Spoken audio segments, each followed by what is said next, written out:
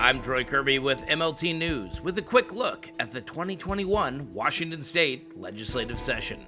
On Thursday, February 4th, the Senate Commerce and Tribal Affairs Committee heard testimony on Senate Bill 5212, authorizing sports wagering at cardrooms and racetracks. We need sports betting to protect the jobs we have. Our 2,000 team members earn an average salary in excess of $70,000 a year. Without this amenity, it's one less reason to come to our facility and one more reason to go to a tribal one.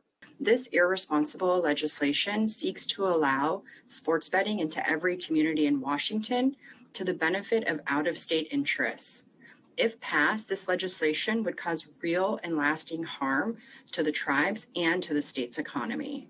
Also heard was Senate Bill 5103, which would clarify responsibilities for mandatory industrial insurance coverage for persons transporting freight. Briefly, so I bring this bill forward. This bill has been around in some form for several years now, and I bring this bill forward to try to help bring some clarity to this issue. I fear it may just bring more mud to the issue, but we'll see. I have heard from both bill proponents and opponents and from LNI that it will not change their policy, that essentially the bill will not do anything. It will not have any effect on their policy. It will just be the same thing as the policy that they have now. We oppose this legislation just as we opposed the last several attempts for one company to evade their worker compensation responsibilities.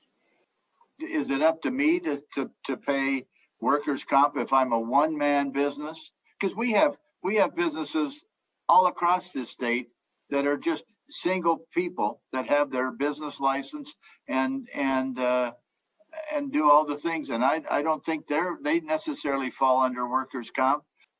We have concerns about the potential unintended consequences of the bill. It could be interpreted in a way which would be harmful for injured workers by rolling back workers' compensation protection from certain types of delivery drivers. Over in the House Healthcare and Wellness Committee, lawmakers held a public hearing on House Bill 1348, which concerns providing medical assistance to those incarcerated by the state's justice system. So we used to immediately we used to terminate Medicaid, and then in 2016, I think it was, the state started suspending Medicaid.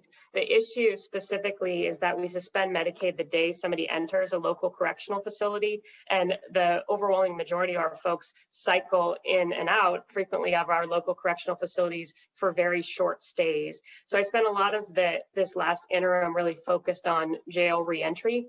We definitely have a lot of room for improvement for reentry from prisons, but for jails, there's very, very little support for reentry. And so I learned a few things. One of the things that I learned is that though we do suspend Medicaid, we don't terminate it.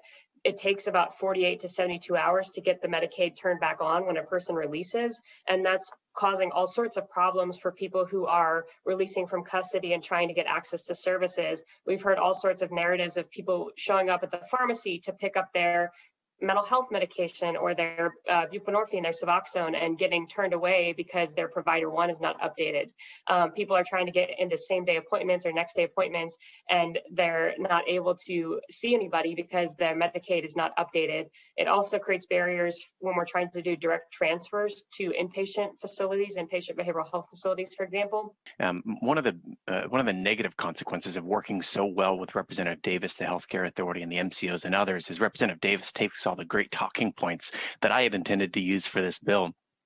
Suffice it to say, we have an interest, our sheriffs and police chiefs and our jails and our communities, frankly, have an interest in ensuring the successful reentry of folks who do find themselves in our jails, because all of them do get out.